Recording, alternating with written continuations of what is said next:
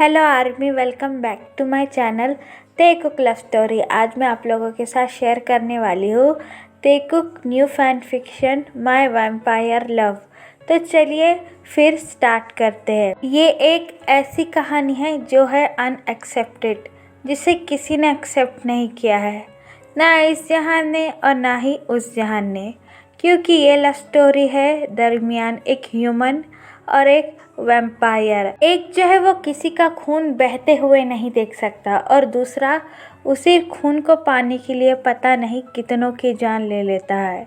एक जो है वो इन सब से अनजान अपनी छोटी सी दुनिया में खुश है, लेकिन उसे पता नहीं है किसी की नज़र उसके ऊपर चारों तरफ से रहती है।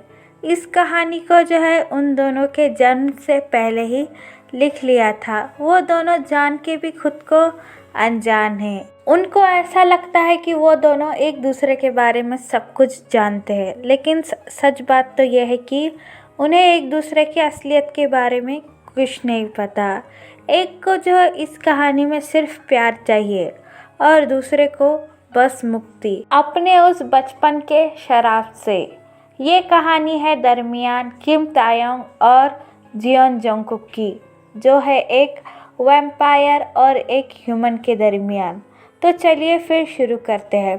यहाँ पर हमें सबसे पहले एक डार्क रूम दिखाया जाता है, जिसमें जो है एक मैरिड कपल बात कर रहा है, जिसमें जो है टॉप बॉटम से कहता है कि क्या तुम ठीक हो, हमें ये करना चाहिए या नहीं, क्या तुम्हें लगता है कि ये काम करेगा, क्या तुम इसके बारे में श्योर हो। तो बॉटम टॉप से कहता है कि हाँ, और मुझे कोई रास्ता नहीं दिख रहा है हमारे बेटी को बचाने का। अगर उसे बचाना है तो यही ठीक होगा। वो जल्द ही 25 साल का होने वाले हैं। अगर उसे कुछ हो गया तो मैं ज़िंदा नहीं बच पाऊँगा। फिर जो है वो टॉप बॉटम को गले लगा लेता है और उससे कहता है कि जीनी, ऐसा क्यों सोच रहे हो, कुछ नहीं होगा हमारे बेटे को, हम उसके साथ हैं। तो बॉटम टॉप से कहता है कि हाँ जॉनी, मैं जानती हूँ, लेकिन मैं काफ़ी ज़्यादा डर रही हूँ। अगर उसे कुछ हो गया तो मैं ज़िंदा नहीं बच पाऊँगी। तुम तो जानते ना हो कि वो दिन आने वाला है, हमारा बेटा जल्द ही 25 साल का होने वाला है। अगर उसे उसका सच्चा प्यार नहीं मिला तो वो हमें हमेशा के लिए छोड़कर चला जाएगा। ये सुनने के बाद जो है वो दोनों ही अपना भयानक कल याद करने लगते हैं, जिसकी वजह से उनका बेटा एक वैम्पायर बन चुका था। उनका मासूम सा बेटा हर अमावस की रात को एक खून पीने वाला दरिंदा बन जाता है।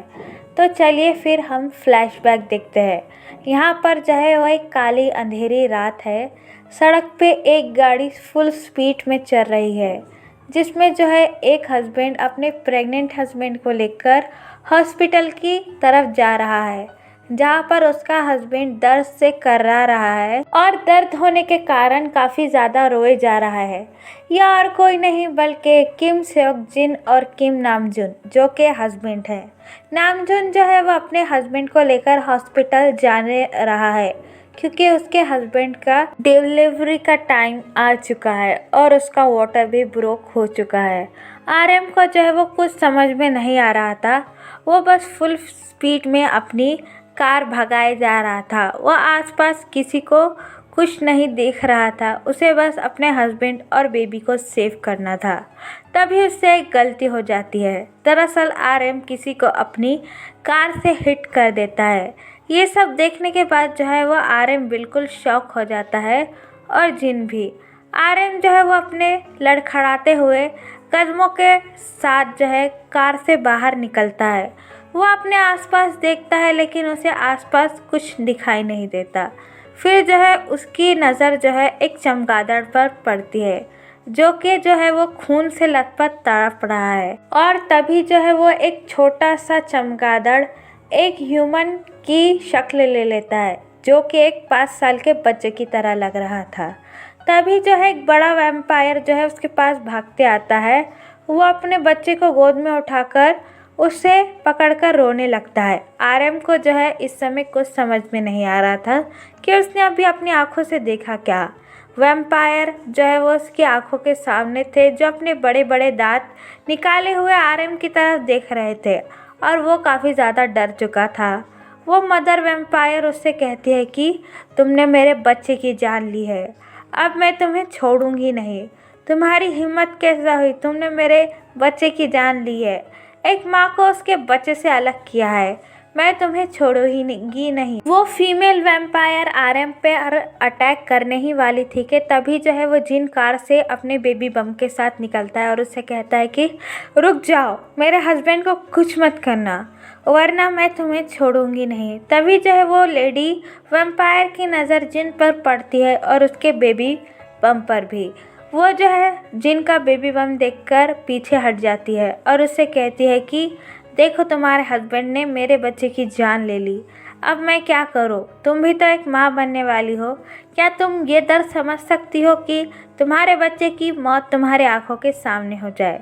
तो जिन जो है उस लेडी वैम्पायर से कहता है कि हमें माफ़ कर दो, हम जल्दी में थे, मेरे पेट में बहुत ज़्यादा दर्द हो रहा है, इसलिए मेरे हस्बैंड को अभी कुछ समझ में नहीं आ रहा है, हमें जाने दो, हमें माफ़ कर दो प्लीज़। तो वो लेडी वैम्पायर हंसते हुए जिन से कहती है, क्या मैं तुम्हें माफ़ कर दूँ? तुम दोनों ने मेरे बच्चे की जान ली है, तो मैं तुम दोनों को श्राप देती हो, तुम दोनों तुम्हारा बच्चा पाकर भी ना पाओगे, वो एक इंसान रहकर भी एक वैम्पायर रहेगा। उसे इंसानों वाली सारी खूबियाँ तो रहेगी, लेकिन फिर भी वो दूसरों का खून चूसेगा हर अमावस की रात। वो खुद भी चैन से नहीं रह पाएगा और वो तुम्हें भी चैन से कभी नहीं रहने देगा। ये बात सुनने के बाद जो है वो नामजिन दोनों की आंखें वियर्ड हो जाती है और वो लेडी वैम्पायर के सामने हाथ जोड़कर विनती करने लगता है कि प्लीज़ अपना श्राप वापस ले लीजिए, इसमें तो हमारी गलती, हमारे बेबी ने क्या किया है जो अभी दुनिया में आया भी नहीं है, प्लीज़। जिन जो है वो उस लेडी वैम्पायर के कदमों में गिर जाता है और उससे कहता है कि आपने तो अभी अभी अपना बेटा खोया है, आप तो एक माँ का दर्द समझ सकती है, तो प्लीज़ अपना ये श्राप वापस ले लीजिए, मेरे बच्चे को ऐसी ज़िंदगी ना दीजिए। तो वैम्पायर लेडी को जो है वो जिन पर तरस आ जाता है और वो उससे कहती है कि मैं अपना श्राप तो वापस नहीं ले सकती, लेकिन इसका एक मेरे पास सल्यूशन है। तो जिन कहता है कि क्या, मैं अपने बेबी के लिए सब कुछ करूँगा। फिर वो लेडी वैम्पायर जिन से कहती है कि जब तक तुम्हारा बच्चा 25 साल का नहीं हो जाता वो ऐसे ही रहेगा, मतलब उसमें कोई चेंजेस नहीं आएंगे, लेकिन अगर उसे कोई सच्चा प्यार मिल जाता है 25 साल के पहले तो वो एक नॉर्मल ह्यूमन बन जाएगा। अगर वो ऐसा नहीं हो पाता है तो उसे मेरे पास आना पड़ेगा, मैं अपने बच्चे की लाश तब तक वैसे ही रखूँगी जब तक तुम्हारा बेटा मेरे पास नहीं आ जाता। जब तक वो 25 साल का नहीं होता और उसे कोई सच्चा प्यार नहीं मिल पाता तब तक वो ऐसा ही रहेगा, ऐसा ही हर अमावस की रात को हर किसी का खून चूसता हुआ फिरेगा और पागलों की तरह दर बदर भटकेगा। लेकिन जब तक अगर वो 25 साल का हो जाता है और उसे अपनी लाइफ में कोई भी सच्चा प्यार नहीं मिल पाता है, उसे मेरे पास खुद ब खुद आना पड़ेगा और मैं तब उसकी सोल निकाल कर मेरे बच्चे में डाल दूँगी, जिसकी वजह से मेरा बच्चा फिर से अलाइव हो जाएगा। अगर तुम तुम्हारे बच्चे की जान बचाना चाहती हो तो उसके लिए सच्चा प्यार ढूंढना शुरू कर दो। अगर उसे कोई भी सच्चा प्यार नहीं मिल पाता है तो उसे आखिर में मेरे पास ही आना पड़ेगा। ये बात सुनने के बाद जो है वो लेडी वैम्पायर अपने बेबी की लाश के साथ वहाँ से गायब हो जाती है। उस वैम्पायर के जाते ही जिन जो है वो फूट फूट कर रोना शुरू कर देता है। आर्यन जो है उसे संभालने आता है, लेकिन तभी जो है वो जिन के पेट में अचानक से काफ़ी ज़्यादा दर्द हो जाता है। आर्यन जो है उसे ब्राइडल स्टाइल में पिक कर हॉस्पिटल में ले जाता है और कुछ समय बाद जो है वो उनके घर में एक नन्हा मेहमान आता है जो कि है उनका बेटा जियोन जंगकुक, जो कि काफ़ी अलग है। उसकी आंखें पैदा होते समय रेड थी और उसके दांत भी नोकीले थे, जिसे देखकर जो है वो हॉस्पिटल में भी अफरा तफरी मच गई थी। लेकिन जिन ने जो है वो अपने बेटे को पूरी दुनिया से दूर बचा के अपने घर में रख लिया था। जिन और आर्यन ने जो है वो हमेशा जंगकुक को इस दुनिया से बचाकर अपने घर में मानो कैद करके रखा था। जंगकुक की सारी पढ़ाई उन्हीं के घर में हुई थी। जंगकुक का कोई भी दोस्त नहीं था। हाँ, काफ़ी ज़्यादा लड़कियां हैं जो जंगकुक के पैसों पे मरती है, ना कि उस पर, क्योंकि वो लोग जो है वो कोरिया के टॉप बिजनेसमैन हैं और जंगकुक जो है वो काफ़ी ज़्यादा हैंडसम है। जंगकुक जो है अब से जिस किसी भी की नज़रों में आता है वो उसे पहली नज़र में ही प्यार कर लेता है। जंगकुक को जो है कुछ देर के लिए अपनी पढ़ाई से कॉलेज जाना पड़ा था, लेकिन वो भी ज़्यादा दिनों के लिए नहीं, बस 1 या 2 महीने, जिस पर जो है वो जंगकुक किसी से पहले ही नज़र में प्यार कर बैठता है, लेकिन उसे आज तक उसे कहने की हिम्मत नहीं हुई थी, क्योंकि वह अपनी सच्चाई जानता है। इस वजह से उसने अपना प्यार दिल ही में मार दिया था, लेकिन उसे क्या पता था जिससे वो दूर जाना चाह रहा है, किस्मत हमेशा उसी से मिलाती आई है। तो चलिए अब कहानी को स्टार्ट करते हैं। जंगकुक जो है 5 महीने से 25 साल का होने वाला है। जिन और आर्यन जो है वो जंगकुक के रूम में आते हैं। जंगकुक जो है एक अंधेरे रूम में बैठकर अपने लैपटॉप पर ऑफिस का काम किए जा रहा था। जिन और आर्यन जंगकुक के रूम में आकर उससे कहता है कि जंगकुक, हमें तुमसे कुछ बात करनी है। जंगकुक जो है वो अपनी कोल्ड और डीप ट्यून में उन दोनों से कहता है कि कहिए मॉम डैड, आपको क्या बात करनी है, मैं सुन रहा हूँ। तो जिन जो है वो जंगकुक के पास आकर उसका हैंड होल्ड कर उससे कहता है कि बेबी, तुम बहुत जल्द 25 साल के होने वाले हो। तो जंगकुक कहता है हाँ मुझे पता है। तो जिन जो है वो जंगकुक से कहता है कि हम दोनों ने तुम्हारी शादी तय कर दी है। ये बात सुनने के बाद जो है वो जंगकुक पूरी तरह से शॉक हो जाता है और जिन की तरफ देखने लगता है और उससे कहता है कि आप ये क्या कह रही है, क्या आप जानती नहीं है मेरे बारे में? आप ये कैसा कर सकती है? किसी मासूम की ज़िंदगी बर्बाद करने के बारे में सोच भी कैसे सकती है? तो जिन जो है टीयरी आइज के साथ जंगकुक से कहता है कि हाँ, चाहे तुम भले मुझे सेल्फिश कह लो, लेकिन अब मुझे तुम्हारे आगे कुछ नहीं दिखाई दे रहा है। वो लड़का बहुत अच्छा है, वो तुम्हारा बहुत ख्याल रखेगा, प्रॉमिस मी। मैंने उसे बहुत सारे लड़कों के बाद तुम्हारे लिए चुना है, क्योंकि वो बहुत ज़्यादा स्पेशल है और मुझे लगता है कि वही तुम्हें मुक्ति दिला पाएगा। तो जंगकुक जो है वो जिन से कहता है कि नहीं, इसका कोई फ़ायदा नहीं होगा, कोई मुझे मुक्ति नहीं दिला पाएगा, मैं ऐसा ही हूँ और ऐसा ही मर जाऊँगा। ये सुनने के बाद जो है वो जिन अपना हाथ जो है वो जंगकुक के मुंह पर रखता है कि मैं अब कुछ नहीं सुनना चाहता हूँ और तुम्हें ऐसा करने की कोई ज़रूरत नहीं है। तुम मेरा बेटा है और तुम हमेशा हमारे साथ ही रहोगे। दुनिया की कोई भी ताकत तुम्हें मुझसे अलग नहीं कर सकती है। फिर जो है वो जिन काफ़ी ज़्यादा रोने लगता है और जंगकुक का हाथ टाइटली होल्ड करके कहता है कि कुकी प्लीज़ मेरे लिए शादी कर दो। मुझे तुम्हें बचाने का सिर्फ यही रास्ता दिख रहा है। इसके बाद तुम जो बोलोगे मैं वो करूँगा, लेकिन प्लीज़ मेरे लिए ये शादी कर लो। तो जंगकुक जो है वो जिन से कहता है कि हाँ, मैं आपके कहने पर शादी तो कर लूँगा, लेकिन क्या हुआ अगर मैंने उस मासूम की भी जान ले ली तो जिन जो है उससे कहता है कि तुम ये सब नहीं कर पाओगे, क्योंकि मैंने उसे देखा है, वो एक प्योर सोल है और उसके आगे कोई भी बुरी शक्ति नहीं टिकती है। मैं तुम्हें प्रॉमिस करती हूँ, तुम जो है उसे चाह के भी कुछ नहीं कर पाओगे, सिर्फ मेरे लिए शादी कर लो। तो जिन की बातें सुनकर और जिनको रोता हुआ देखकर और आर्यन को भी रोता हुआ देखकर जंगकुक जो है वो इस शादी के लिए हाँ कर देता है और जिन से कहता है कि मैं आप दोनों के लिए शादी तो कर रहा हूँ, लेकिन मुझसे ये कोई एक्सेप्ट नहीं करना कि मैं उस लड़के से प्यार भी कर पाऊँगा या नहीं। ये सुनने के बाद जो है वो जिन काफ़ी ज़्यादा खुश हो जाता है कि उसका बेटा फाइनली शादी के लिए मान गया है। वो जंगकुक को हक करके कहता है कि थैंक यू सो मच, और अब मैं चलता हूँ, हमें जो है वो शादी की काफ़ी ज़्यादा तैयारियाँ करनी है, अगले 2 दिन में तुम्हारी शादी है। तो जंगकुक जो है वो कुछ नहीं कहता है, क्योंकि वो जानता है कि उसके डैड अब कुछ सुनने वाले नहीं हैं। उन दोनों के रूम से जाते ही जंगकुक जो है वो अपनी जगह से खड़ा होता है और अपने सारे रूम का सामान फेंकने लगता है और रोते हुए चीखते हुए कहता है कि मुझे तो किसी से प्यार करने का भी कोई हक नहीं है। क्या मैं इतना बुरा हूँ? मेरी क्या गलती थी जो मुझे ऐसा बनाया गया?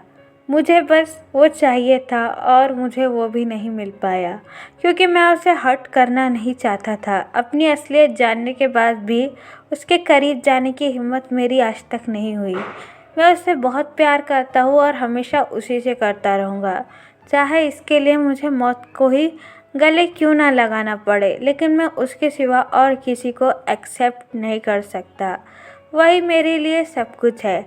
भले ही 2 दिन बाद मेरी शादी हो जाए, लेकिन मेरा बॉडी और सोल अभी भी उसी का है। ये बात कहने के बाद जो है वो जंगकुक काफ़ी ज़्यादा रोने लगता है और यहाँ पर नामजिन जो है वो जंगकुक की शादी की तैयारियां शुरू कर देते हैं। नामजिन ने जो है वो जंगकुक की शादी किसी अमीर बिजनेसमैन के घर नहीं, बल्कि एक गरीब और अनाथ लड़के के साथ फिक्स की थी, जिसे अपनी किस्मत पे अभी भी यकीन नहीं हो रहा है कि वो इतने अमीर आदमी से शादी करने वाला है। वो भले ही बहुत ज़्यादा गरीब हो, लेकिन काफ़ी ज़्यादा काइंड हार्टेड और पुअर सोल है, जिसे जो है वो जिन ने अपने गाड़ी से एक पपी की हेल्प करते हुए देख लिया था और जिन तभी ही समझ गया था कि वो उसके बेटे के लिए परफेक्ट होगा। तभी जो है वो जिन उसकी सारी इन्फॉर्मेशन निकाल कर उसे अपने बेटे के लिए शादी करने के लिए कन्फेस कर दिया था। और वो जो है काइंड हार्टेड पुअर सोल, जब उसे पता चला था कि ये लड़का और कोई नहीं बस के उसके कॉलेज का क्रश जियोन जंगकुक है, तो वो शादी के लिए मान गया था। लेकिन उसे ये कुछ भी नहीं पता था कि ये शादी बस एक मतलब के लिए होने वाली है। ये तो वो इस इंसान से सच्चे प्यार के लिए और अपनी पूरी ज़िंदगी उसके साथ बिताने के लिए इस शादी के लिए हाँ कर दिया था। तो चलिए गाइस, इस पार्ट को मैं यहाँ ख़त्म करती हूँ। अगर आपको स्टोरी अच्छी लगती है तो प्लीज़ मुझे कमेंट करके ज़रूर बताना। और ये स्टोरी है जो है वो काफ़ी ज़्यादा इंटरेस्टिंग होने वाली है।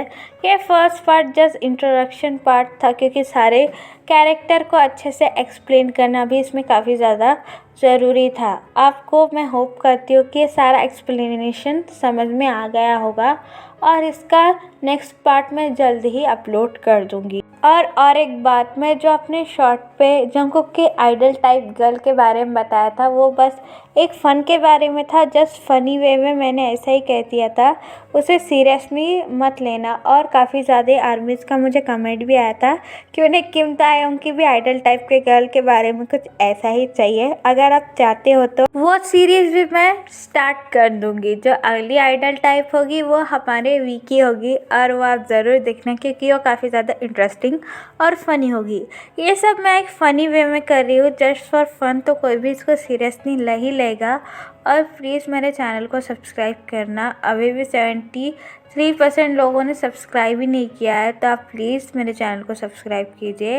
It is really important to me, so please guys subscribe कर देना। और ये वाला पार्ट आपको कैसा लगा मुझे कमेंट करके ज़रूर बताना। तो चलिए गाइस, बाय। अगर आपको वीडियो अच्छा लगता है तो like, comment and subscribe. Bye bye guys, tata, bye, I love you.